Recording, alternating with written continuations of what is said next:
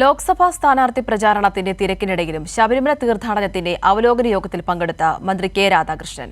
പമ്പ ശ്രീരാമ സാകേതം ഓഡിറ്റോറിയത്തിൽ നടന്ന യോഗത്തിൽ ജനപ്രതിനിധികളും വിവിധ വകുപ്പ് മേധാവികളും പങ്കെടുത്തു.